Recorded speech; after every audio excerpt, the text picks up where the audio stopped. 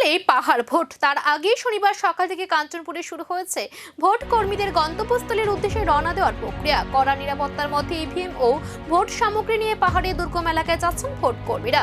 এই বিষয়ে আমরা সরাসরি জেনে নেব আমাদের প্রতিনিধি চড়াইবাড়ি থেকে রাজকুমারের কাছ থেকে।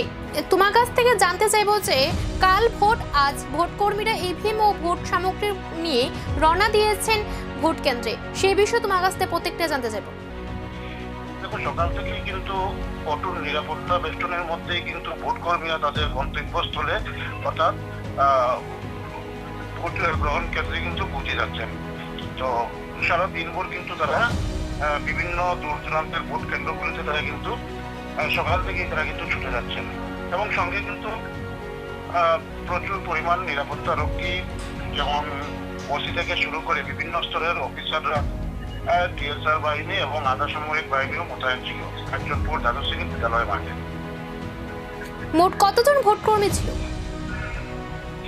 দেখো, সেখানে দুটি কেন্দ্র, 1 নং জামপুই দামছড়া এবং 3 নং আসন যেটি রয়েছে দশদা কাঞ্চনপুর, দুটি আসন মিলে এখানে প্রচুর কয়েক শতাধিক ভোট কর্মী রয়েছেন এবং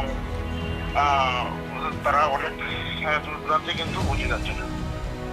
কোনো ধরনের সমস্যা বা অপ্রীতিকর ঘটনা নজরে এসেছে? না, সকাল থেকে যেভাবে ভোট কর্মীরা কিন্তু নিরাপত্তার মধ্যে তাদের গন্তব্যস্থলে পৌঁছেন, সেখান থেকে এখন পর্যন্ত কোনো ধরনের অপ্রীতিকর ঘটনা বা আইনশৃঙ্খলা ভঙ্গের কোনো খবর কিন্তু এখন পর্যন্ত পাওয়া যায়নি। গণতন্ত্রের এই উৎসবকে সফল করতে পাহাড় জুড়ে এখন শেষ মুহূর্তে প্রস্তুত, এখন শুধু অপেক্ষা ভোট গ্রহণের দিনের।